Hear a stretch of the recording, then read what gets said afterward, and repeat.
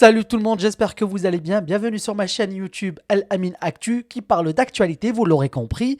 Et aujourd'hui, on a du sucré salé, on a du chaud et du froid, il y a de tout, vous inquiétez même pas. L'Arabie Saoudite a dévoilé le tout premier stade suspendu dans le ciel, perché à 350 mètres d'altitude dans la ville futuriste The Line. Moi, honnêtement, j'ai une question toute bête qui me vient comme ça. S'il y a le feu, comment t'évacues des dizaines de milliers de personnes?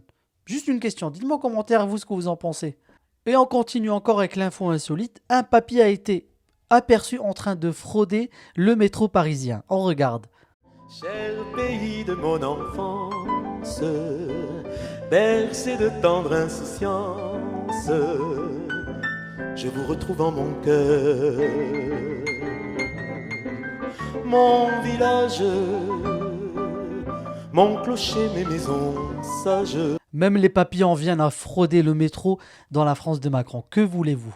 Ensuite, je voulais vous montrer cette vidéo parce on se croirait vraiment dans GTA. Les États-Unis, c'est GTA. Un fugitif à moto a eu un violent accident après une course aux poursuites à grande vitesse sur une autoroute de Los Angeles. L'homme a été hospitalisé dans un état stable. Il était recherché pour avoir abattu un policier en intervention. C'est une dinguerie, les amis. En fait, les Américains se croient dans GTA. Et on continue avec l'Union européenne qui veut restreindre massivement les découvertes bancaires. On regarde.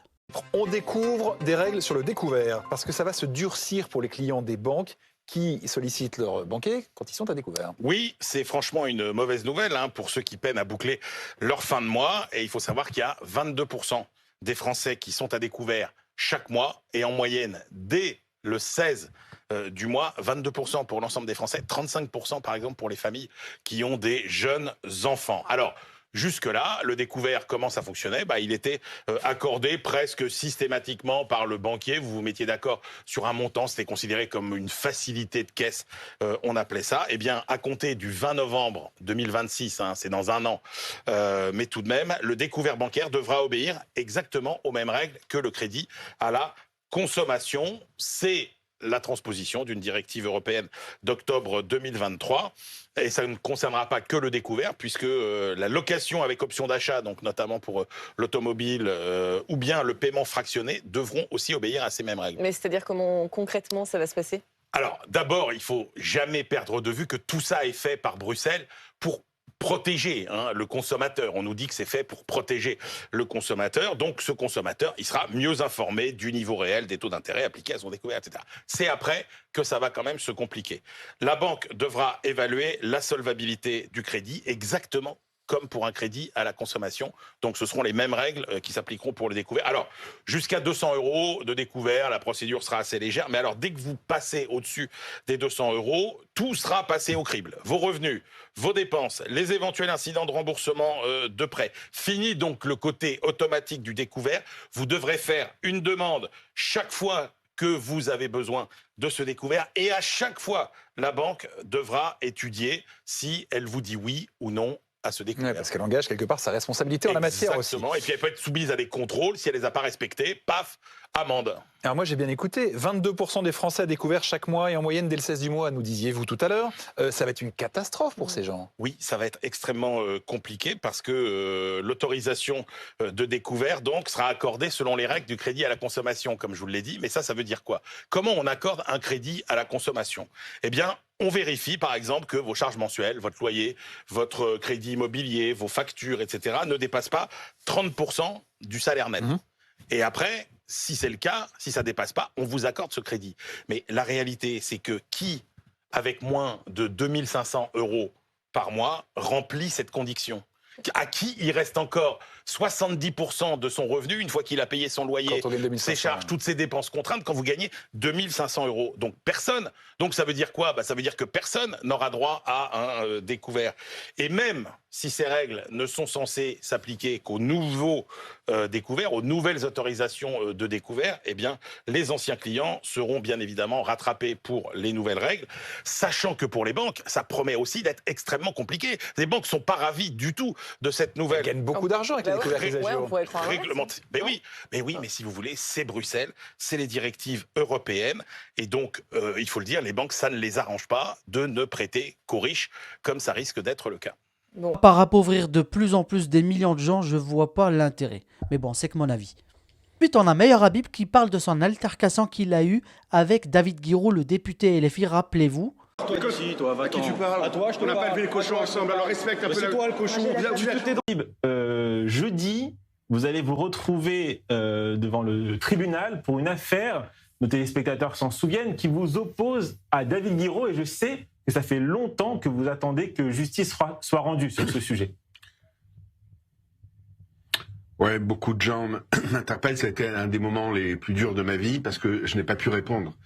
Pas physiquement comme j'en avais envie, je vous le cache pas.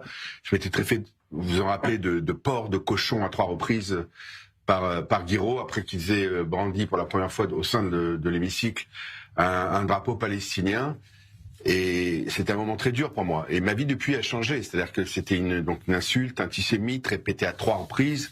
Et depuis, vous le savez sans doute, sur les réseaux, on n'arrête pas de me traiter de cochon. On a hurlé mon nom dans des manifestations pro-palestiniennes. Meyer Habib est un cochon. Je suis un garçon extrêmement fort. Ça ne me change rien à ma détermination. Mais on va se retrouver devant le tribunal donc jeudi. Et j'espère que David Guiraud va être condamné. Il devait être sanctionné par l'Assemblée, mais il y a eu une dissolution de l'Assemblée nationale à l'époque. Donc il n'a pas été sanctionné par l'Assemblée, mais j'espère que la loi en France, le fait de m'avoir traité de porc, qui est peut-être l'insulte antisémite la plus vieille dans le lexicon des antisémites, on avait traité Alfred Dreyfus de porc, et dans l'histoire, le porc a été caractérisé, les antisémites ont caractérisé les juifs de porc durant des décennies et des millénaires. Et donc on se retrouvera donc devant la 17e chambre. Alors la 17e chambre, vous allez me dire, a décidé que l'arbre, l'olivier qui a été coupé par deux antisémites justement, l'arbre à la mémoire d'Ilan Halimi, c'était pas un acte antisémite. On va attendre, on va voir. Je fais confiance à mes avocats, j'ai William Goldadel et Olivier Pardo qui seront là. On comprend que Meyer Habib vit très mal le fait de l'avoir traité de cochon.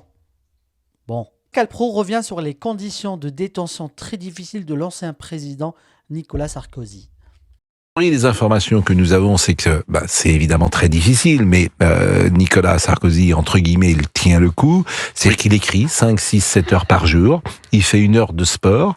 A priori, sur la nourriture, il ne tient pas forcément à lui-même se faire ou d'un steak haché ou que sais-je qu'on peut faire en prison. Je sais qu'il n'est allé une seule fois voir la cour, qui est en fait une cage, et en fait il n'y va pas. Il préfère rester dans sa cellule, donc 24 heures sur 24 de ce fait, puisque donc en revanche il a des visites par Loire. Ses avocats viennent quasiment tous les jours, ce qui est important, parce que quand tu es un détenu entre guillemets classique, je suis pas sûr que ton avocat vienne te voir 1 heure par jour. Le fait d'aller 1 heure par jour te permet de sortir un peu de... Bah oui, parce que le temps est long. Mais c'est pas un traitement de faveur qu'il a, c'est que lui, il a quand même une remise en liberté qui est en cours et qui va bientôt être statuée, donc ça il peut en parler. Il a quand même un appel qui va être dans les prochains mois, donc peut-être qu'il y a aussi, il peut le justifier, le fait que ses avocats viennent par la stratégie de l'appel. Donc voilà, c'est des informations. Bon,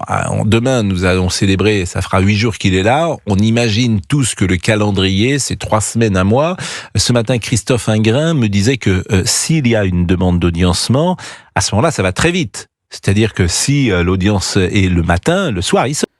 Moi qui pensais que c'était le Club Med, j'ai dû me tromper.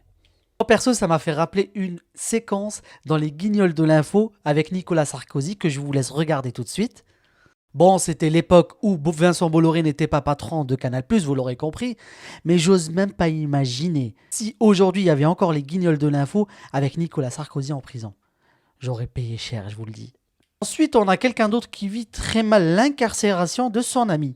Vous l'aurez compris, Pascal Praud, qui, qui part en clash contre son chroniqueur. On regarde. Vous vous rendez compte que vous mettez un ancien président de la République dans ces conditions-là, avec les gens qui sont autour de lui. C'est infamant. C'est juste. C'est la manière dont il a commis certaines choses qui est infamante. Il est présumé innocent. Oui. Mais le procureur que vous êtes... Mais je le dis parce qu'en fait, c'est scandaleux ce que vous dites. Comme magistrat, de dire il est présumé innocent. Mais vous bafouez. C'est scandaleux ce que vous dites. Mais en quoi parce que vous dites il a fait. Vous n'en savez rien, il est présumé innocent. Et le magistrat que vous êtes devrait au moins respecter ça. Vous n'êtes même pas capable de respecter la présomption d'innocence. Est-ce que j'ai dit quoi de ce soit sur l'appel? Vous venez de dire avec ce qu'il a fait, ce qu'il a fait, c'est infamant. Il est présumé innocent. Respectez au moins la présomption d'innocence. Ça ne justifie pas vos dithyrambes. Mais c'est pas une dithyrambe. Vous accusez quelqu'un d'avoir fait quelque chose. Il est présumé innocent. La France est humiliée. Bah oui, la France. Bah bien sûr, la France est humiliée. Bah oui, elle est humiliée. Enfin, bah bien sûr. Si vous ne le voyez pas, c'est que vous voyez pas grand-chose. Là, vous exagérez. Non, j'exagère pas. C'est pas mon genre. Présumé innocent? Bon, hein. Et on termine avec cette image de l'intérieur de l'œil de l'ouragan Mélissa dans les Caraïbes de catégorie 5. Voilà les amis, c'est la fin de cette vidéo. Merci d'avoir suivi jusqu'à la fin. N'oubliez pas de vous abonner, mettez un petit like. Et moi je vous dis à bientôt pour une prochaine vidéo. Ciao.